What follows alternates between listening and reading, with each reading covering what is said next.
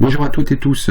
Alors dans le cadre des manips à la maison, des manips quantitatives à la maison, aujourd'hui on va s'intéresser à la mesure de l'accélération de la pesanteur, que l'on note communément petit g.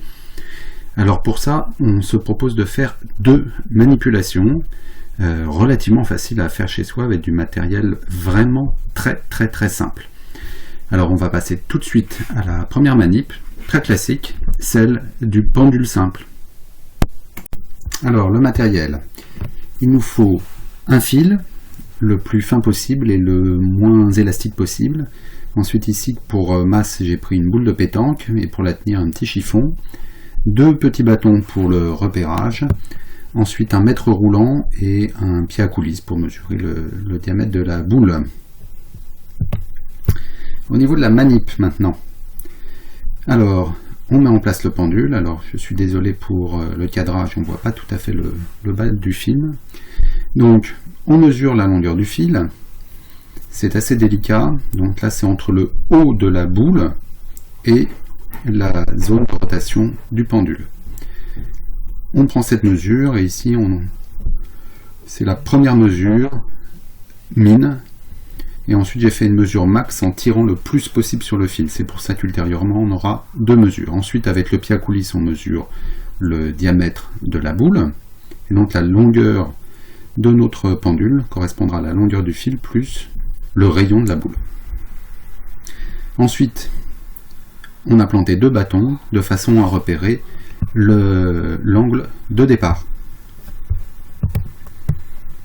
Et on mesure donc la distance entre la verticale et cet angle de départ. Ensuite, pour la prise de mesure, j'ai utilisé un téléphone de façon à faire office de chronomètre. On lance la boule à partir du repère et on note chaque période.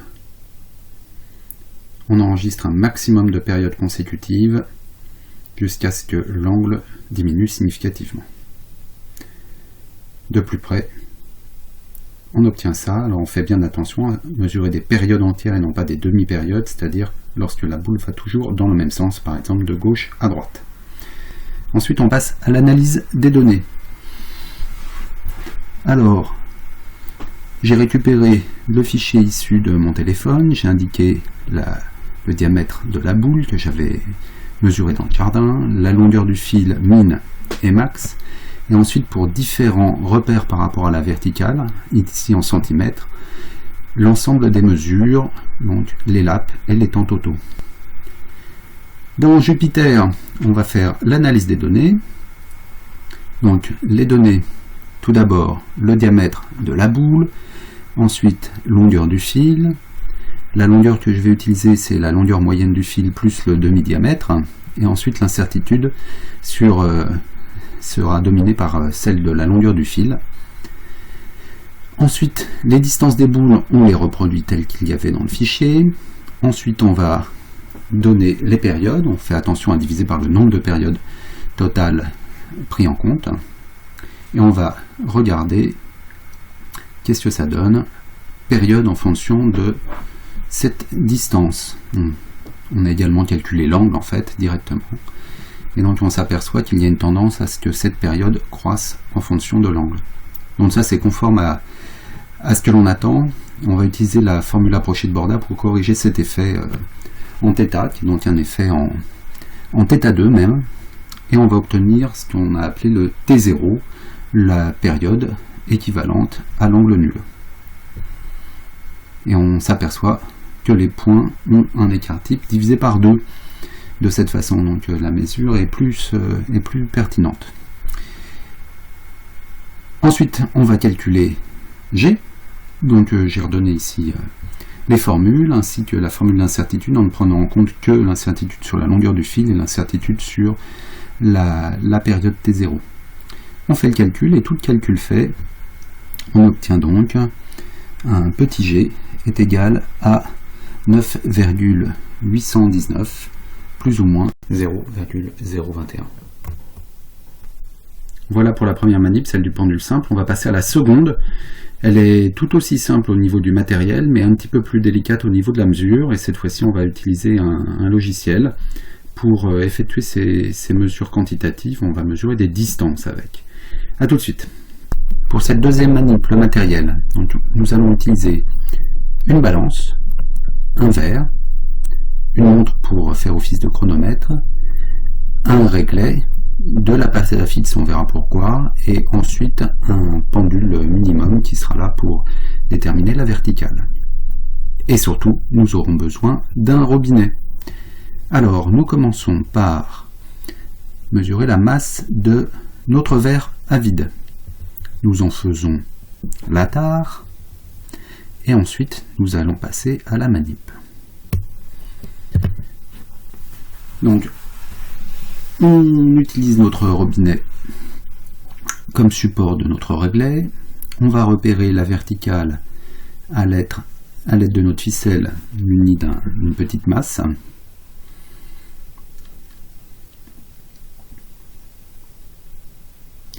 Une fois que tout est ajusté,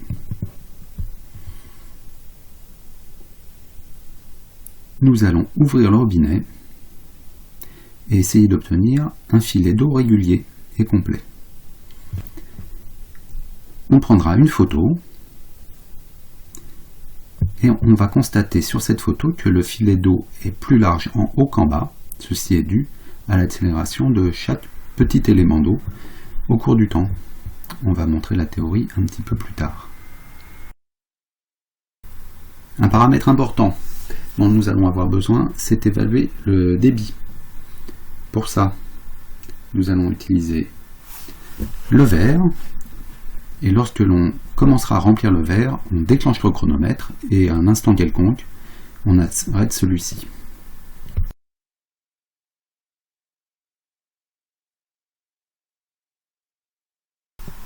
Ensuite, nous mesurons la quantité d'eau qu'il y a dans le verre.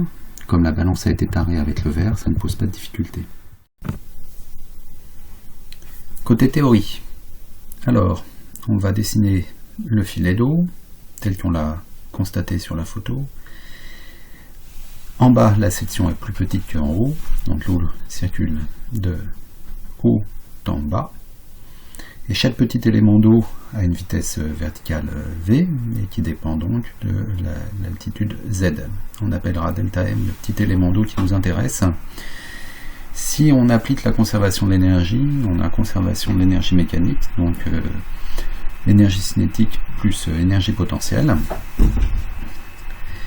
Et on a besoin de connaître pour ça le débit, on l'appellera Q.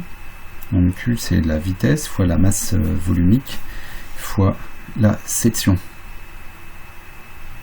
Et on en déduit donc la vitesse en fonction du débit, du diamètre. Si on introduit ça dans l'équation précédente de conservation de l'énergie mécanique, on obtient cette équation-ci, donc 1 demi de 16 fois Q au carré fois delta M sur pi carré ρ 2 multiplié par 1 sur d4 plus delta M gz qui est égal à une constante. Et donc ça correspond à une équation du type grand K sur d carré d puissance 4 plus gz égale constante. Donc si on appelle y le paramètre 1 sur d4, 1 sur d4 est égal à g sur k z plus une nouvelle constante. Donc si on trace y en fonction de z, nous obtiendrons une droite affine. On passe ensuite au traitement des données de cette expérience. Alors, nous ouvrons le fichier avec un logiciel qui s'appelle Imagy, qui va nous permettre de faire du repérage. Alors, première phase, obtenir un étalon. Alors ici, on fait un étalon entre 7 et 24 cm de notre règle graduée. On ajuste au mieux chaque point. Pour ça, on joue sur le zoom et la position. Donc, d'abord sur le 24 cm, ensuite sur le 7 cm. Et dans le petit cartouche en haut à droite, on pourra repérer la mesure totale de notre segment. Pour garder cette information de mesure, nous pouvons utiliser Analyse, Mesure, ou alors le raccourci clavier CTRL M qui va nous donner donc la valeur moyenne en x, en y et la longueur. Si ces paramètres ne sont pas affichés, on peut changer dans les paramètres d'affichage ce dont on a besoin. Et ensuite, on va repérer à différentes altitudes le diamètre de notre filet d'eau. C'est un petit peu fastidieux. On essaye de faire ça le plus finement possible en respectant l'horizontalité de notre saignement. Auparavant, on aura fait attention que l'image aura été bien prise verticalement, sinon il faudra la corriger. Et donc, à chaque segment, lorsqu'il est bien ajusté, on appuie sur CTRL M, on récupère la mesure, et on fait pour ça toute une série de mesures le long du filet, entre le Z le plus élevé et le Z le moins élevé. Donc ici, on donne que quelques exemples. Ici, on en repère déjà 3. Et puis ensuite, on continue.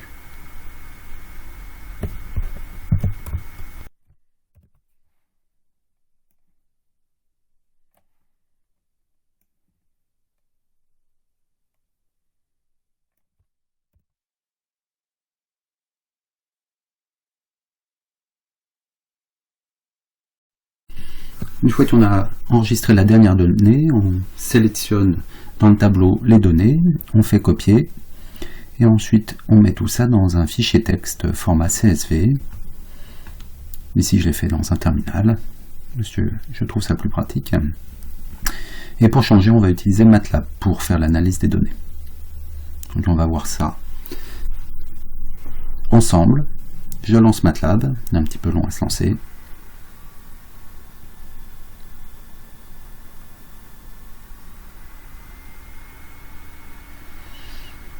On va tout d'abord calculer l'échelle, c'est-à-dire le rapport entre les longueurs réelles et le nombre de pixels. Donc je vous rappelle qu'on avait fait une mesure entre 24 et 7 cm de notre relais.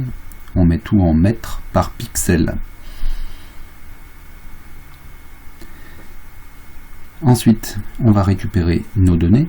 Pour ça, on va utiliser la fonction Open de MATLAB, qui permet de lire directement un fichier texte. Donc ici opendata.csv, et nous obtenons ensuite une structure. Le contenu de cette structure, c'est tout simplement le tableau. Ici, le tableau possède 6 colonnes.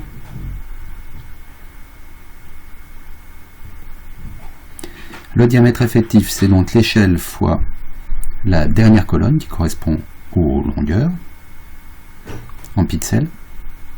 On a besoin également de l'altitude Z. Alors attention, ici l'axe est inversé par rapport à l'axe naturel. Nous on l'oriente correctement vers le haut, donc c'est moins l'échelle fois la troisième colonne, la colonne des Y.